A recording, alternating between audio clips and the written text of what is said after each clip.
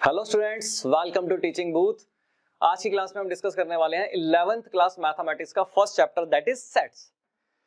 सबसे पहले बच्चों ये देखते हैं कि इस चैप्टर में हमें टोटल नंबर ऑफ कांसेप्ट्स कितने पढ़ने हैं। टोटल आपके 14 कांसेप्ट्स हैं, ठीक, जो हम क्लास बाय क्लास क्या करेंगे, इसको कवर करेंगे। आज की क्लास में देखते हैं हमें कौन कौन से अपने कांसेप्ट कवर करने हैं। Concept number 1 that is introduction of sets. Concept number 2 representation of sets. Concept number 3 forms to represent sets. इन तीन कंसेप्ट के बेसिस पे फिर हम एक एक्सरसाइज करेंगे दैट इज एक्सरसाइज 1.1। आज का कंसेप्ट हम स्टार्ट करते हैं अपना पहला, that is introduction of sets.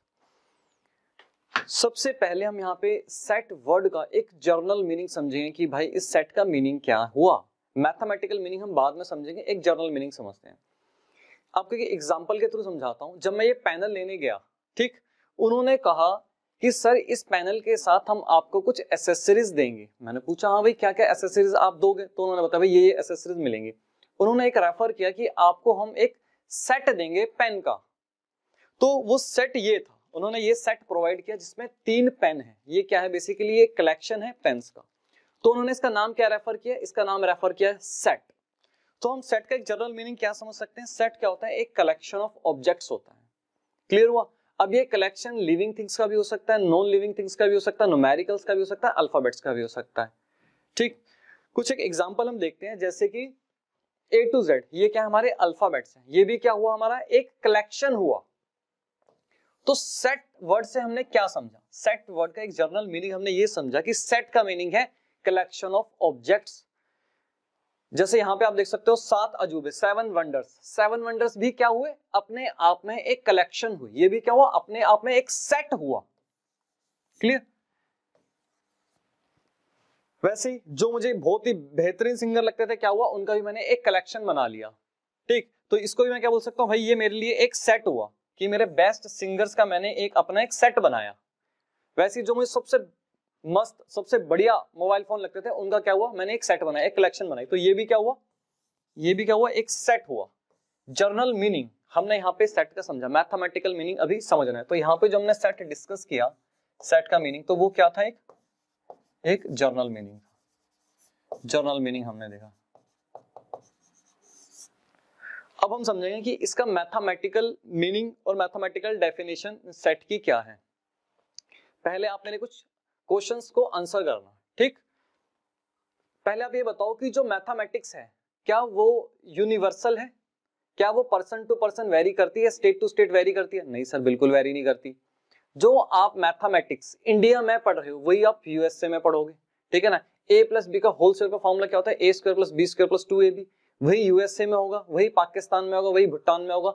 अलग तो नहीं होंगे सर, बिल्कुल अलग नहीं होंगे। तो मैथमेटिक्स में भी जो हमें सेट पढ़ने हैं वो कौन से होंगे, वो जो कि person to person, state to state, country to country vary नहीं करेंगे। अगर ये वेरी करने लग गए तो क्या होगा, इंडिया में सेट की स्टडी अपने अकॉर्डिंग की जा रही है, ठीक, यूएसए में सेट की स्टडी अपने अकॉर्डिंग की जा रही है।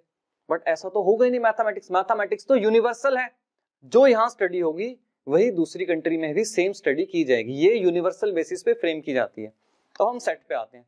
तो सेट भी हमें कौन से पढ़ने हैं मैथमेटिक्स में, वो पढ़ने हैं जो पर्सन टू पर्सन वेरी नहीं करेंगे, स्टेट टू स्टेट वेरी नहीं करेंगे। अगर वो वेरी करते हैं तो भाई वो मैथमेटिक्स में उसकी स्टडी की ही नहीं जाएगी। क्यों? क्योंकि वो यूनिवर्सल नहीं है, और मैथमेटिक्स में हम पढ़ते ही यूनिवर्सल चीजें हैं। क्लियर हुआ। तो एक छोटी सी डेफिनेशन लिखता हूं मैं यहां पे। Set is a well defined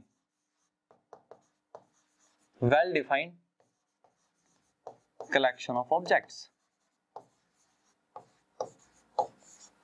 बिल्कुल नहीं घबराना, सिंपल सी डेफिनेशन है। हमने ये तो देख लिया था भाई collection of objects. Collection of object तो जर्नल मीनिंग में भी यही पढ़ा था कि भाई कलेक्शन ऑफ ऑब्जेक्ट को हम सेट बोलेंगे। बट यहाँ पे मैथमेटिक्स में क्या जोड़ दिया उन्होंने, वेल डिफाइंड। अब इस वेल डिफाइंड का सर मीनिंग क्या है, ये भी आपको बता देते हैं। वेल डिफाइंड का मीनिंग हुआ दैट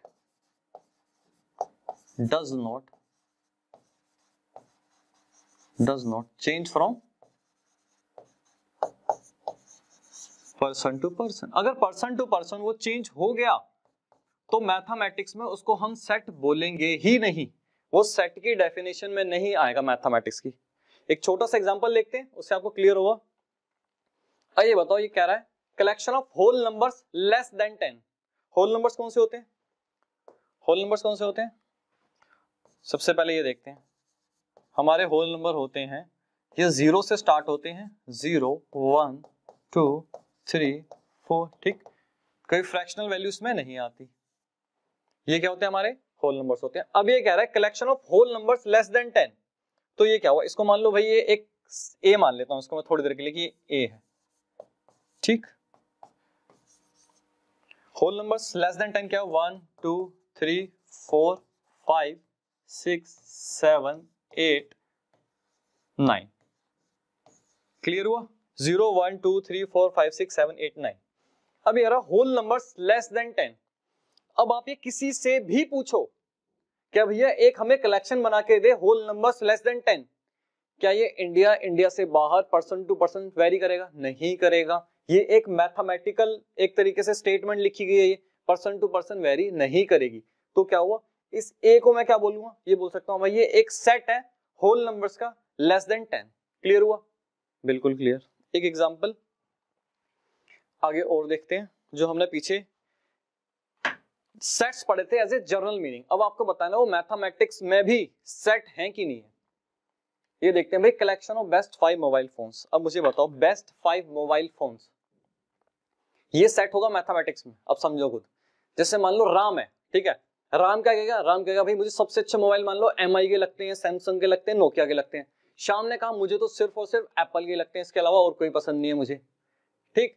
तो क्या ये 5 बेस्ट मोबाइल फोन्स का collection person to person vary कर रहा है कि यूनिवर्सल रहेगा? Sir person to person vary करेगा, अपने हर बंदे की अपनी एक चॉइस होती है। तो जब ये पर्सन टू पर्सन वेरी करेगा तो मैथमेटिक्स में उसको सेट बोलेंगे? नहीं बोलेंगे, ठीक। तो इसका कैसे लिखोगे आप? It is not a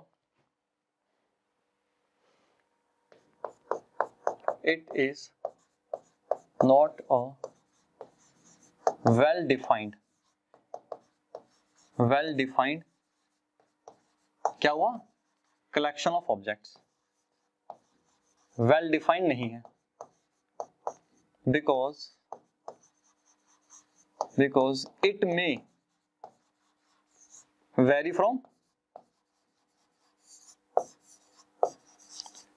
may vary from person to person.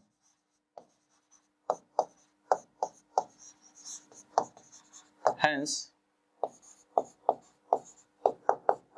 it is not a set. Clear हुआ? It is not a well defined collection of objects because it may vary from person to person. Hence it is not a set. Clear हुआ? बिल्कुल clear sir.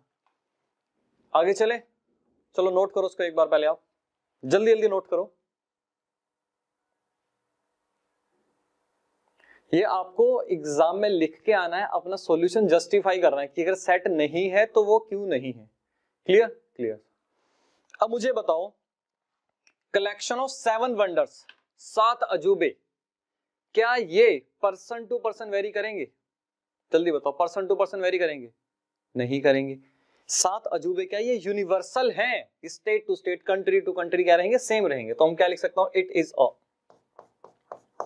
Is a well defined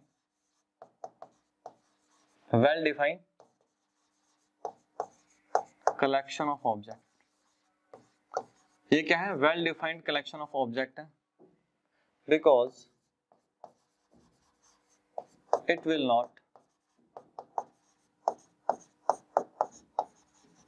it will not vary from person to person.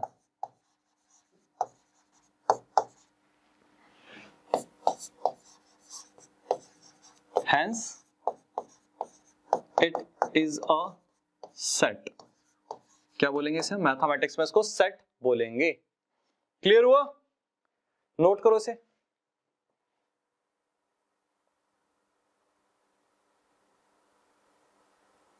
चलो, collection of top 6 singers, सबसे बेहतरीन 6 singers का एक set बनाओ। क्या ये पर्सन टू पर्सन वेरी करेगा? बोलो भाई करेगा। बिल्कुल करेगा सर, क्यों नहीं करेगा? हर बंदे की चॉइस अपनी है, ठीक। तो इसको हम क्या बोल सकते हैं? ये क्या होगा? Not a set. इसका आप पूरा का पूरा जो लिखनी है स्टेटमेंट, ठीक है, वो मैं लिख नहीं रहा यहाँ, वो अपने आप लिख लेना, ठीक। Not a set. क्लियर हुआ ये? बिल्कुल क्लियर। एग्जाम में प्रॉपर आपको इसका लिख के आना है, इस टाइप का अगर क्वेश्चन आता है तो। अब सेम चीज हम बार बार यहाँ रिपीट नहीं करेंगे, ठीक। चलें आगे। अब ये बात आती है कि भाई जो सेट है जो हम ये पढ़ रहे हैं, इसकी स्टडी हम क्यों करें, ये भला हम अपने सर क्यों लें, ठीक। जो सेट चैप्टर है ना आपका, ये सेट चैप्टर आगे आने वाले सभी चैप्टर्स में आपको इस सेट चैप्टर का रेफरेंस मिलेगा। जैसे आगे मैं आपको पढ़ाऊंगा फंक्शंस क्या होते हैं, तो फंक्शंस, किसी भी फंक्शन की जब हम स्टडी करते हैं तो वो एक सेट के तहत होती है, मतलब उसका एक अपना सेट होता है, अपनी एक डोमेन होती है, अपना एक रेंज होता है, ठीक है ना। आगे उसके बाद आप पढ़ोगे डेरिवेटिव्स पढ़ोगे, ठीक है, इंटीग्रेशंस पढ़ोगे, आगे ट्रिग्नोमेट्री पढ़ोगे, हर जगह पे इस सेट का आपको रेफरेंस मिलेगा। अगर आपने इसकी स्टडी अच्छे से नहीं करी तो आगे आने वाले सभी चैप्टर्स में आप चीजों को क्रैम करोगे। बेसिकली ये मैथमेटिक्स का एक बेसिक्स है। जैसे इंग्लिश को अच्छे समझने के लिए आपको क्या, ग्रामर अच्छे से आनी चाहिए, ठीक है। अगर ग्रामर अच्छे से नहीं आती तो हम इंग्लिश अच्छे से नहीं बोल सकते, ना ही लिख सकते हैं। सेम इसके साथ है, सेट चैप्टर के साथ। सेट्स अगर आपको आता है तो मैथमेटिक्स की इंटरप्रिटेशन आपकी अच्छी हो जाएगी। क्लियर। इसका एक दूसरा एडवांटेज ये है कि सेट चैप्टर अगर आपको आता है तो बहुत ही मैथमेटिकल और कॉम्प्लेक्स इक्वेशंस को आप बहुत ही इजी वे में रिप्रेजेंट कर सकते हैं। तो क्या है, it is a way to represent complex mathematical equations in an easy way. Clear हुआ? सेट हम पढ़ के हो रही है, ठीक है सर, नोट करो इसे जल्दी।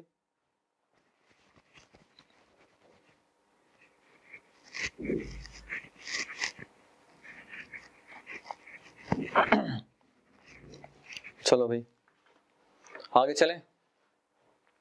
सेकंड कंसेप्ट हमारा रिप्रेजेंटेशन ऑफ सेट्स, कि सेट को हम किस तरीके से रिप्रेजेंट करते हैं। यहां पे क्या लिखा है, sets are usually denoted by capital letter symbol and its element shown under curly brackets. कुछ भी समझ में नहीं आया, एग्जांपल, ये ए क्या है, ये ए हुआ हमारा सेट, ठीक। तो किसी भी सेट को हम डिनोट करते हैं कैपिटल लेटर सिंबल से। यहाँ पे ए भी हो सकता है, बी भी हो सकता है, सी भी हो सकता है, डी भी होता है। तो क्या आता है, कैपिटल लेटर से हम क्या करते हैं, सिंबलाइज करते हैं किसी भी सेट को। इसके एलिमेंट्स ये क्या हुए, ये हुए इसके एलिमेंट्स, इसको बोलेंगे हम एलिमेंट्स, ठीक है, elements of set A. Clear. और ये क्या हुआ, इसके एलिमेंट्स हमेशा कर्ली ब्रैकेट्स में लिखे जाते हैं। तो इस तरीके से हम सेट को क्या करते हैं, रिप्रेजेंट करते हैं। आगे हम इसकी फॉर्म भी पढ़ेंगे कि इसकी दो फॉर्म्स होती हैं, रोस्टर फॉर्म और सेट बिल्डर फॉर्म, वो भी समझेंगे, ठीक। अब आपको मैं एक छोटी सी चीज समझाता हूं कि जैसे ये आपके एलिमेंट्स 1 to 8, आप इसको किस तरीके से बताओगे कि भाई ये एलिमेंट सेट ए से, सेट ए का है, सेट ए से बिलोंग करता है। तो एक साइन आप देखोगे, दो साइन है, एक हो गई ये, इसको हम बोलते हैं, इसका मीनिंग होता है बिलोंग्स टू। एक आपका ये आता है,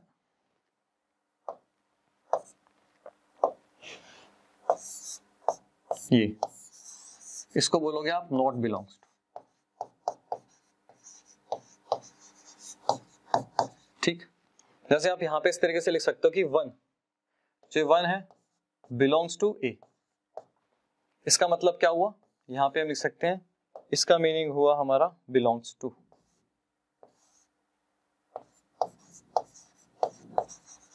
ठीक। 1 belongs to A, 2 belongs to A, 3 belongs to A. तो इस तरीके से क्या हुआ, हमारे पास आया 8 बिलोंग्स टू ए। और यहां पे लिखो 9, तो 9 क्या इस सेट का मेंबर है, इस सेट में एग्जिस्ट करता है 9? नहीं करता। तो मैं क्या लिखूंगा, 9 does not belongs to set A. Clear. तो यहां पे हमने क्या हुआ, एक छोटा सा यहां पे सिंबल समझा कि इसका मीनिंग क्या है। नोट करो इसे जल्दी।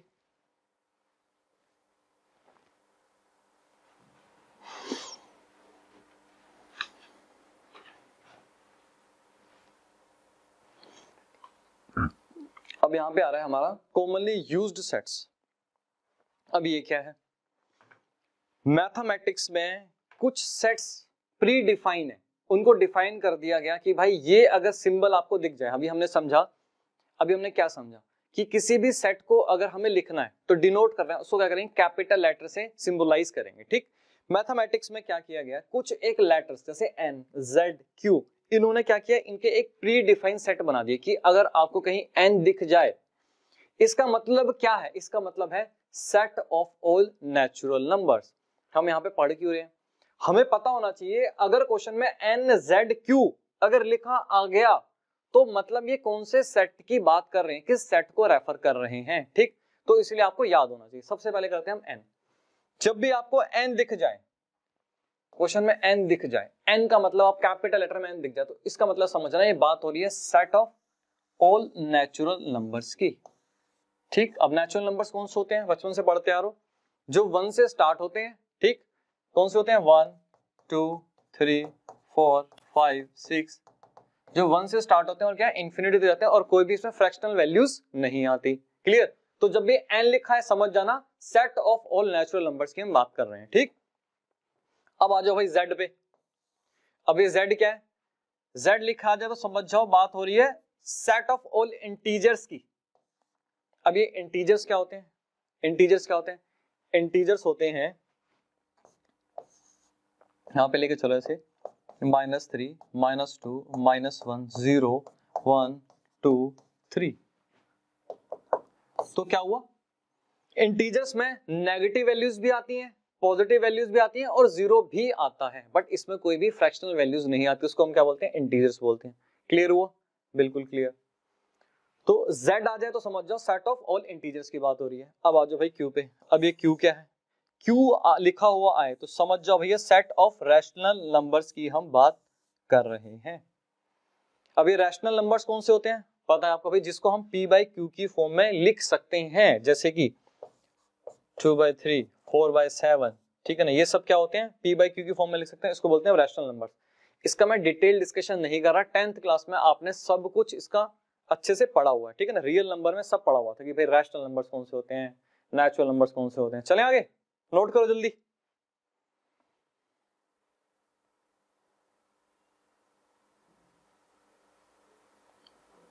नोट कर लिया, चलो भाई। अब आ जाओ आर। ये आर क्या है, आर मतलब रियल नंबर्स। आर आ जाए तो इसका मतलब सेट ऑफ रियल नंबर्स की हम यहाँ पे बात कर रहे हैं।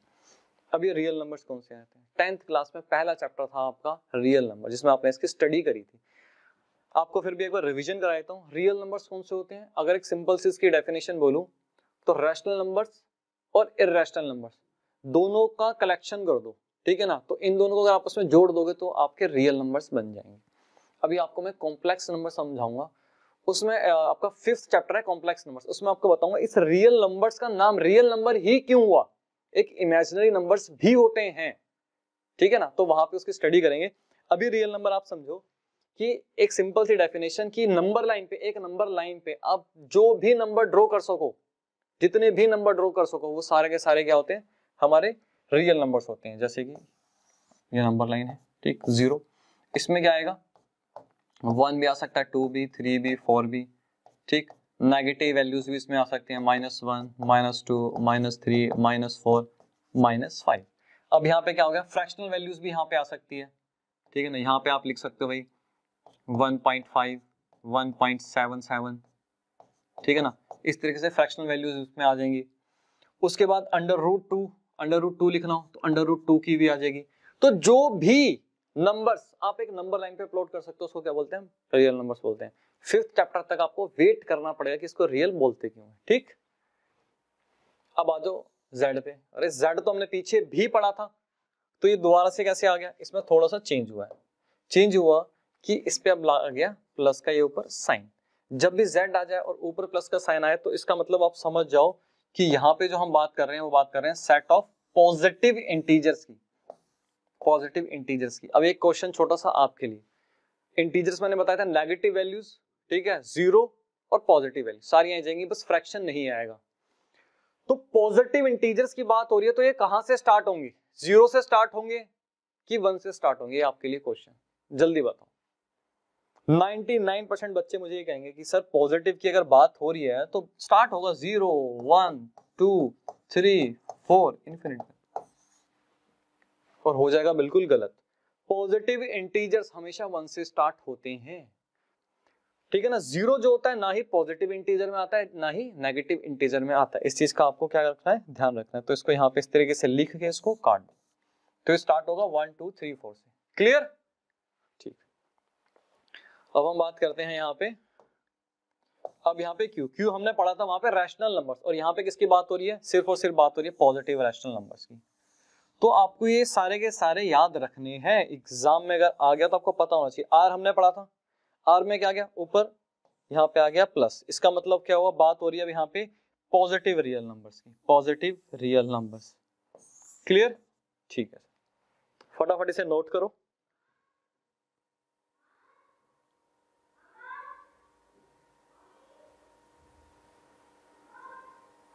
चले आगे, चलो भाई, चलो चलो चलो चलो।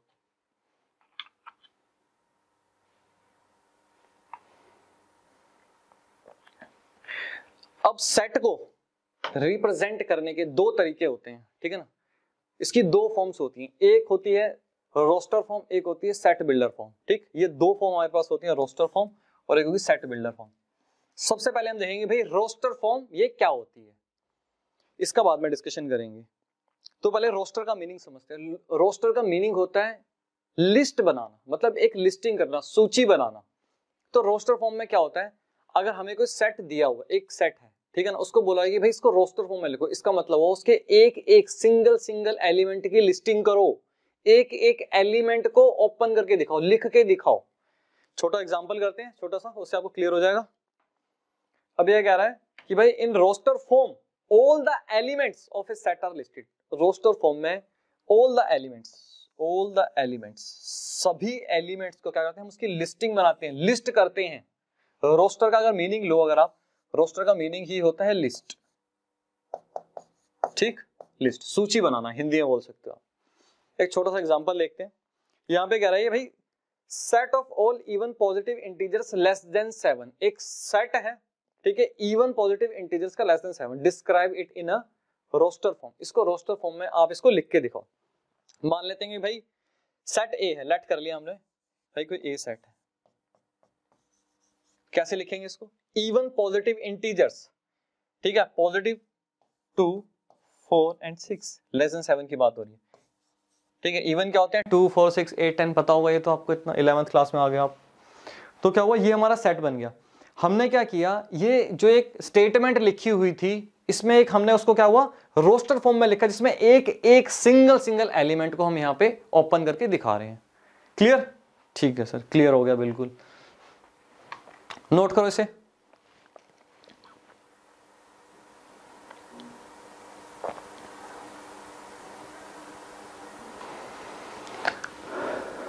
अब आपको ना दो पॉइंट हमेशा याद रखने हैं जब भी रोस्टर फॉर्म की बात होगी। पहली बात, कोई भी एलिमेंट आपका रिपीट नहीं होना चाहिए जब भी आप एक रोस्टर फॉर्म में बना रहे हैं। तो छोटा सा एग्जांपल मान लो, अगर सेट ए है कोई, ठीक, इसमें लिखा हुआ है 1 1 2 3, ठीक, क्या हुआ, इसमें एलिमेंट रिपीट हो गया, बिल्कुल रिपीट हो गया। बट अगर रोस्टर फॉर्म में हमें लिखना है इसको, तो हम क्या करेंगे, इसमें से एक 1 को उड़ा देंगे, 1 2 और 3, हम इस तरीके से लिखेंगे। तो एलिमेंट कोई भी रिपीट नहीं होना चाहिए जब भी हम रोस्टर फॉर्म में इसको बनाते हैं, तो ये रिपीट नहीं होना चाहिए। क्लियर हुआ। दूसरा point, in a roster form the order in which elements are listed is immaterial. अब इस इमैटेरियल का मीनिंग क्या हुआ, ये क्या कह रहा है, इमैटेरियल।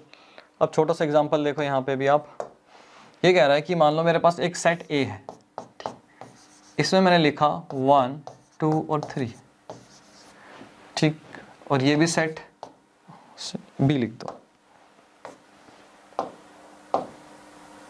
ये मान लो कि सेट बी है मेरे पास, इसमें लिख दिया 3 2 और 1। दोनों में कोई डिफरेंस है क्या, ये दोनों अलग अलग सेट काउंट किए जाएंगे, ये दोनों सेट होंगे, सेम सेट होंगे, इसको बोलेंगे हम इक्वल सेट्स।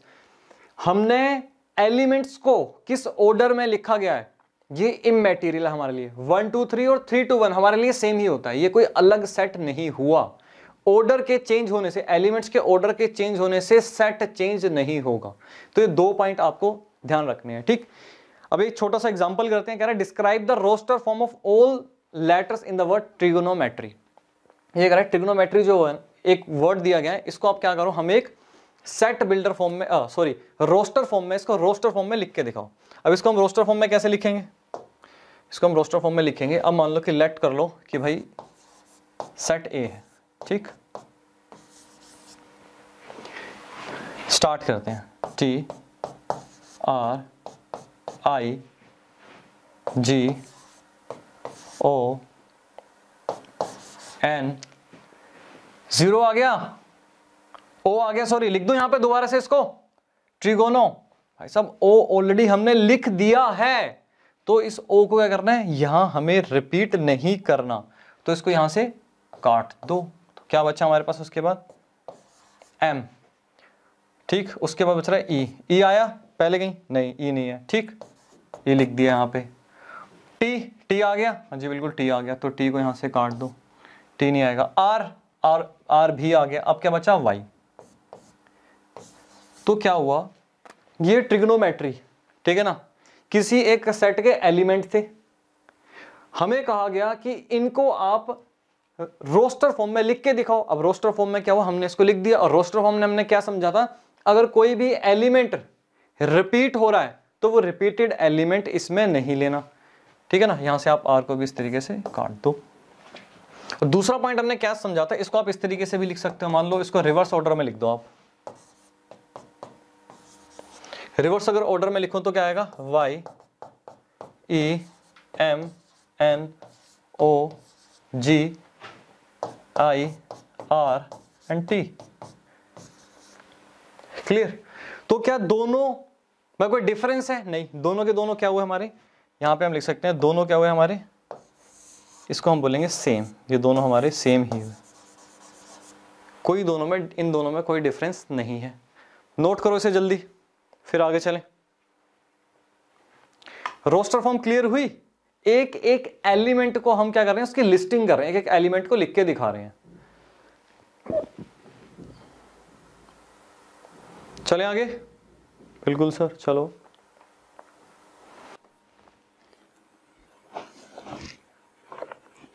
अब समझते हैं कि भाई सेट बिल्डर फॉर्म में हमें किस तरीके से अपने सेट को लिख के दिखाना है, ठीक। रोस्टर फॉर्म में हमने समझ लिया।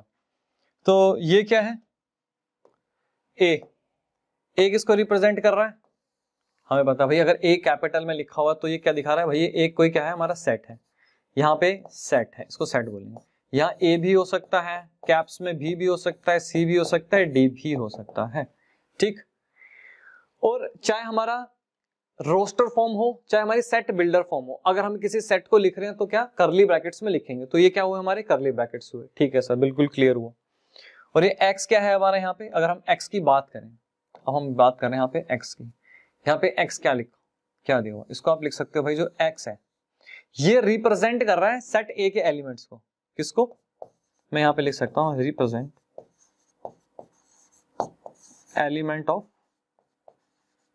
Element of set. अभी आपको समझ में नहीं आएगा, ठीक। और ये सेमीकोलन यहाँ पे क्या कर रहा है, इस सेमीकोलन को यहाँ पे, ये क्या है, ये सेमीकोलन है, इसको हम रीड करते हैं सच दैट करके हम इसको रीड करेंगे, ठीक। और क्या है, x is a vowel in the English alphabet, ये क्या हुआ भाई, ये हुआ आपका, इसको हम बोल सकते हैं, जो ये पोर्शन हुआ इसको हम बोलेंगे डिस्क्रिप्शन,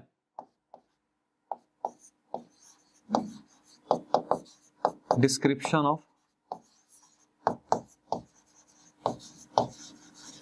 प्रॉपर्टी ऑफ एक्स। अभी आपको क्लियर नहीं होगा, मैं एक अपना एग्जांपल लेता हूं, ठीक।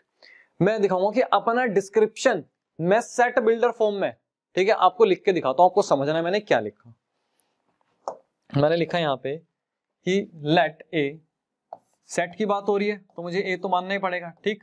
अपना डिस्क्रिप्शन देखो मैं किस तरीके से देता हूं, मैंने यहां पे लिखा Devinder Singh such that Devinder Singh is a chartered accountant. ध्यान से समझो इस चीज को, यहाँ पे क्या हुआ, मैंने देवेंद्र सिंह लिखा, फिर एक सेमीकोलन लगाया, सेमीकोलन से क्या हुआ, सेमीकोलन के बाद मैं एक स्टेटमेंट लिख रहा हूँ, अपना कर रहा हूँ डिस्क्रिप्शन लिख रहा हूँ, तो क्या लिखा मैंने, Devendra Singh is a chartered accountant. तो क्या हुआ, जो हमारा ये आया, ठीक है, इसका ये क्या है, डिस्क्रिप्शन है। क्लियर हुआ। सेमीकोलन कर क्या रहा है यहाँ पे, पहले हमने डीएस लिखा, उसके बाद सेमीकोलन लिखा, उसके बाद क्या है, एक हमने उसकी प्रॉपर्टी लिखी। यहाँ पे आ जाओ, अब यहाँ पे हमें क्या था, सेट ए दिया हुआ था, क्या था, ये दे रहा है x such that x is a vowel in the English alphabet. Clear हुआ, x is a vowel in the English alphabet. अब समझो मेरी बात को, अगर मैं सेट ए को रोस्टर फॉर्म में लिखूं तो मैं इसको कैसे लिखूंगा, सेट ए को अगर मैं रोस्टर फॉर्म में लिखता हूं तो क्या आएगा, ए ई आई ओ यू। ठीक, अब जब मैंने इसको सेट बिल्डर फॉर्म में लिखा तो उसको क्या हुआ, एक कोडिंग लैंग्वेज में कन्वर्ट कर दिया। मैंने बताया कि जो ये एक्स है, ठीक है, सेट ए के एलिमेंट्स है, तो एक्स क्या हुआ, यहां से अगर हम देखें तो एक्स क्या हुआ, एक्स क्या हुआ, एक्स हुए ये इसके एलिमेंट्स, सेट ए के एलिमेंट्स। ठीक, उसके बाद मैंने क्या सेमीकोलन लगाया, एक्स इज अ वोवल, ये क्या है, सारे वोवल्स हैं, x is a vowel in the English alphabet. उसके बाद इस एक्स का मैंने क्या डिस्क्रिप्शन दिया। क्लियर हुआ, ये देखने में इतना कॉम्प्लिकेटेड लगता है, अगर आप इसको समझ लो तो ये कुछ भी नहीं है। ठीक, इसको नोट करो जल्दी आप,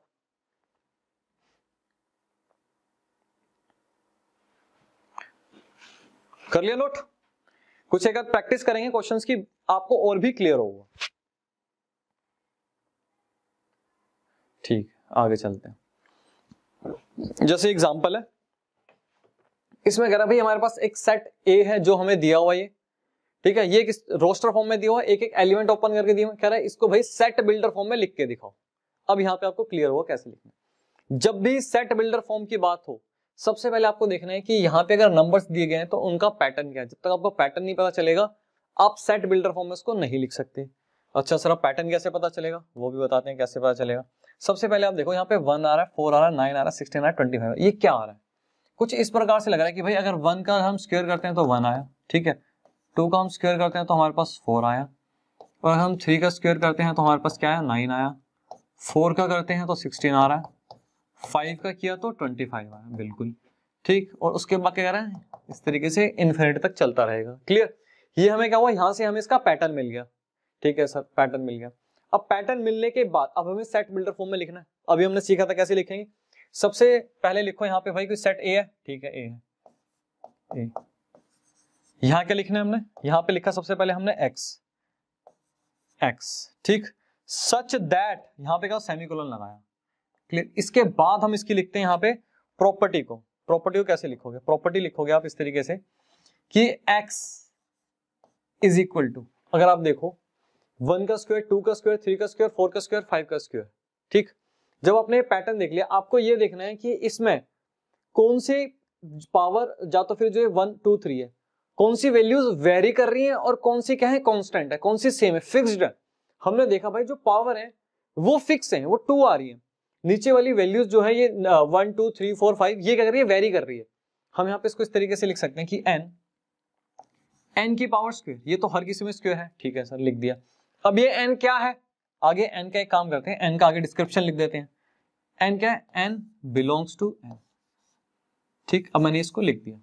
अब कोई मुझसे ये नहीं पूछेगा सर आपने ये n क्या लिखा, ये n क्या है, ये क्या है, हमने पीछे पढ़ा था, सेट पढ़े थे, n है नेचुरल नंबर्स का सेट। क्लियर, ठीक है। अब यहाँ पे हमने कोडिंग बनाई, क्या ये सही बनी, हमने बताया कि भाई x जो है is equal to n square के, n जो है नेचुरल नंबर है। चलो चेक करते हैं ये ठीक बना कि नहीं बना। अब यहाँ पे एक काम करो, पहला नेचुरल नंबर क्या होता है, 1 होता है सर, ठीक है, 1 से 1 का स्क्वायर रखो, क्या आया आपके पास, ये आया। ठीक, उसके बाद एक काम करो, 2 रखो, 2 रखा, दूसरा नेचुरल नंबर हमारा 2 होता है, 4 आया, ठीक है सर, बिल्कुल ठीक। उसके बाद आप 3 रखो, ठीक है, 3 रखा, क्या है, 9 आया।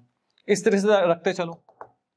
क्या आपके पास 1 4 9 ये वैल्यूज आ रही है, यही वैल्यूज आ रही है, हाँ सर बिल्कुल यही आ रही है। नेचुरल नंबर इन्फिनिटी तक चलेंगे, बिल्कुल चलेंगे, तो हमारी सीरीज भी कहां तक चल रही है, इन्फिनिटी तक जा रही है। क्लियर हुआ, तो हमने क्या किया, इसको, ठीक है ना, जो रोस्टर फॉर्म होता है उसको हमने एक कोडिंग में लिखा, एक रूल बनाया इसका, इसको बोलते हैं रूल भी बोलते हैं, सेट बिल्डर फॉर्म को, एक रूल फॉर्म में इसको लिखा। ठीक, उसको हमने जस्टिफाई करके भी देखा, हमारा बिल्कुल ठीक आ रहा है सॉल्यूशन। क्लियर हुआ, ठीक है भाई, इसे नोट करो। नेक्स्ट एग्जांपल देखते हैं। तो पहला स्टेप तो ये है कि आपको ये देखना है रोस्टर फॉर्म में लिखते टाइम, सेट बिल्डर फॉर्म में लिखते टाइम कि पैटर्न क्या बन रहा है, उसके बाद कौन सी वैल्यूज फिक्स हैं और कौन सी वेरिएबल हैं, फिर उसको इस तरीके का उसका एक रूल बना दो। क्लियर? अब ये एग्जांपल देखो क्या रहा है, राइट द सेट ए। अब ये क्या हुआ, ये हमें सेट ए दिया हुआ, इसके कुछ एलिमेंट है 1/2, 2/3, 3/4, 4/5, 5/6, 6/7। इसको सेट बिल्डर फॉर्म में लिखना है, ये रोस्टर फॉर्म में हमें दिया हुआ है। ठीक है सर, अब इसको कैसे लिखेंगे? सबसे पहले इसका आपको क्या देखना है, फर्स्ट स्टेप इसका पैटर्न देखो। अगर हमने पैटर्न देखा, मैं देख रहा हूं अगर ऊपर 1 है, अगर ऊपर 1 दिया हुआ है, यहाँ पे देखें, अगर ऊपर 1 है तो नीचे क्या है, 2 है, एक बड़ा हुआ दिया हुआ है, मतलब एक इंक्रीज हो रही है वैल्यू, ठीक है ना। अगर ऊपर 2 है तो नीचे 3 है, मतलब एक एक वैल्यू नीचे इंक्रीज होती चली जा रही है। क्लियर हुआ? ठीक है सर। तो इसको हम किस तरीके से लिख सकते हैं, इसको हम लिख सकते हैं कि सेट है कोई ए सेट एक्स, ये क्या है x, ये मैंने आपको समझाया हुआ था कि जो ये x होता है, ये x को किसको रिप्रेजेंट कर रहा होता है, x रिप्रेजेंट कर रहा होता है इन सभी वैल्यूज को। क्लियर? ठीक। तो यहां पे मैंने क्या लिखा, ये x किसको रिप्रेजेंट कर रहा है, इन सभी वैल्यूज को। x सच दैट, अब मैंने बताया भाई x है क्या, x such that x is equal to, मैं लिख सकता हूं ऊपर क्या 1 2 3 4 5 6 आ रहा है, ठीक है, n, नीचे क्या है मेरा, एक वैल्यू इंक्रीज होकर आ रही है, ठीक है, तो मैं n+1 लिख सकता हूं। ठीक सर, क्लियर? अब यहां पे क्या है, ये 1 2 3 4 5 6 के नेचुरल नंबर्स हैं, बिल्कुल, तो मैं लिख सकता हूं n belongs to natural numbers. हो गया सॉल्यूशन। अभी इसमें एक मिस्टेक है, आप बताओ क्या मिस्टेक है इसके अंदर? मिस्टेक है अभी भी, ये कह रहा है भाई n जो है बिलोंग्स टू नेचुरल नंबर। ठीक है भाई, ऊपर भी हमने कुछ ऐसे बनाया था, ठीक है सर, वैसे ही बन रहा है। अब आप वैल्यू पुट करके देख लो, अगर आप 1 की वैल्यू पुट करते हो, नेचुरल नंबर 1 से स्टार्ट होते हैं, तो यहाँ पे क्या आएगा 1/2 आ जाएगा। अगर आप 2 की वैल्यू रखते हो तो 2/3 आ जाएगा। ठीक है जी, तो n क्या कर दिया मैंने, बिलोंग्स टू नेचुरल नंबर कर दिया, और नेचुरल नंबर क्या है, इन्फिनिटी तक चले जाते हैं। अब तो मैं यहाँ पे इसका मतलब हुआ इन्फिनिटी तक जा रहे हैं, तो मतलब मैं n तो 7 भी रख सकता हूँ। ठीक है, n 7 रख के देखो तो क्या आया, 7/8 आएगा। हाँ सर, क्या ये 7/8 इस सेट में लाई कर रहा है? नहीं कर रहा। इसका मतलब क्या, जो हमने रूल बनाया, हमने कोडिंग करी, ये कर दी हमने बिल्कुल गलत, हमने इसको बना दिया इन्फिनिटी तक, जबकि हमारा ये 6/7 तक। अच्छा सर, अब इसका क्या सॉल्यूशन निकलेगा? ठीक है बच्चों, अभी बताते हैं कैसे निकलेगा। अब आपको क्या करना है, जब आप ये रूल बना रहे थे तो इसमें एक चीज और ऐड कर दो, एंड लिख दो, एंड क्या करो, n की एक रेंज लिख दो कि भैया n क्या है। हम यहां पे लिख सकते हैं कि जो n है क्या है, 6 है। ठीक, n जो है हमारा 1 के इक्वल है और 1 से ग्रेटर है, और यहाँ पे क्या लिखा, 6 के इक्वल है और 6 से कम है। ठीक है, और n की ये रेंज हो, ये नेचुरल नंबर से बिलोंग करता है। इट मींस इसके बीच में फ्रैक्शनल वैल्यू भी आती है, बट ये फ्रैक्शनल वैल्यू नहीं आएंगी। क्यों? क्योंकि n जो है वो नेचुरल नंबर से बिलोंग करता है। तो वैल्यूज हुई मेरी 1 2 3 4 5 6। अब एक बार चेक करो, सबसे लास्ट वाली इसकी रख के देखो, 6 आ रहा है। अगर मैं 6 रखता हूं इसमें तो क्या आएगा मेरे पास, 6/7 आएगा। लाई कर रहा है, बिल्कुल लाई कर रहा है। ठीक, इसके बाद तो वैल्यू है ही नहीं। अब फर्स्ट वाली 1 आ रहा है, ठीक है, 1 रख के देखो तो क्या रहा, 1/2 आ रहा है। ठीक है, इसके बीच में बाकी वैल्यूज आ जाएंगी, सारी के सारे एलिमेंट हमारे मैच कर जाएंगे। ठीक है, तो इट मींस हमारा रूल एकदम करेक्ट बना। क्लियर हुआ? ठीक है सर, इसे नोट करो। अभी के अभी हम एक प्रैक्टिस करेंगे अब एक्सरसाइज 1.1 की। ठीक, इससे हमारे क्या होंगे, जो हमने कंसेप्ट किए अच्छे से हमारे रिवाइज हो जाएंगे।